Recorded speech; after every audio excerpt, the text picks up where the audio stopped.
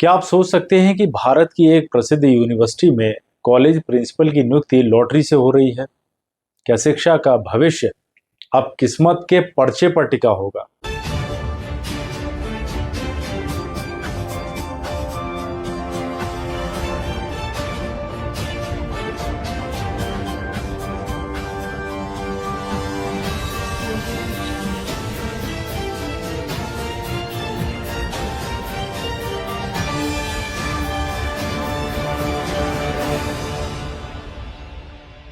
नमस्कार दोस्तों, स्वागत है आपका टेंडी डिबेट में। आज हम एक ऐसे विषय पर चर्चा करने जा रहे हैं जिसे सुनकर आप हैरान भी होंगे और परेशान भी।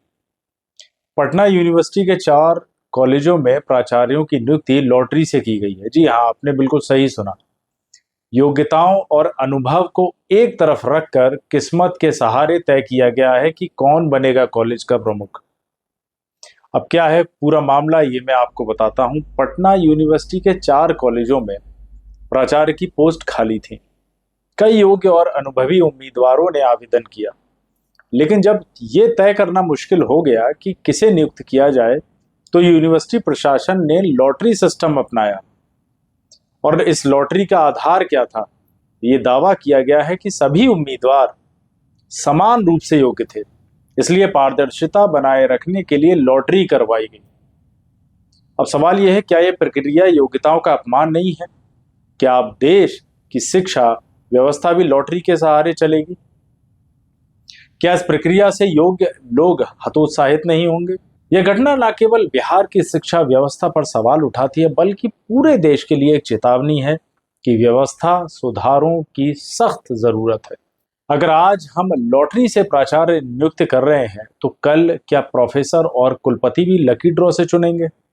शिक्षा केवल किताबी ज्ञान नहीं होती, बल्कि यह उस व्यवस्था की रीढ़ होती है जो एक राष्ट्र को खड़ा करती है, एक सोच देती है, नेतृत्व तैयार करती है।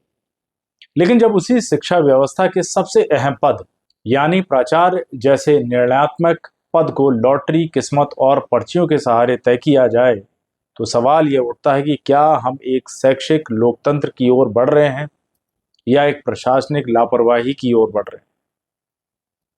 क्या योग्यताओं की कोई कीमत नहीं बची? क्या वर्षों की मेहनत, अनुभव और नेतृत्व क्षमता को सिर्फ इसलिए अनदेखा कर दिया जाएगा क्योंकि फैसला करना बहुत मुश्किल था? अगर सब योग्य हैं, तो चयन का आधार और सटीक होना चाहिए, ना कि अनियंत्रित और अंधा। हम एक ऐसे युग में हैं जहां शिक्षा नीति में बदलाव, स्कूली सुधार और उच्च शिक्षा की गुणवत्ता पर चर्चा हो रही है।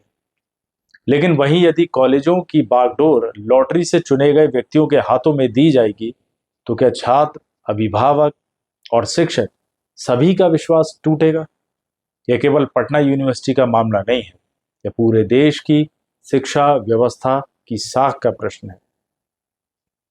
हमें जरूरत है पारदर्शी प्रक्रिया की, मापदंड आधारित नियुक्तियों की और एक ऐसे सिस्टम की जो काबिलियत को प्राथमिकता दे, ना कि लॉटरी सिस्टम को। क्योंकि जब शिक्षा की नींव मजबूत होगी, तभी देश की इमारत और मजबूत खड़ी होगी। क्या आप लॉटरी से हुई इन नियुक्तियों से सहमत हैं? क्या ऐसा सिस्टम देश की आने वाली पीढ़ी के लिए सही है? नीचे कमेंट करें और अपनी राय जरूर बताएं। धन्यवाद।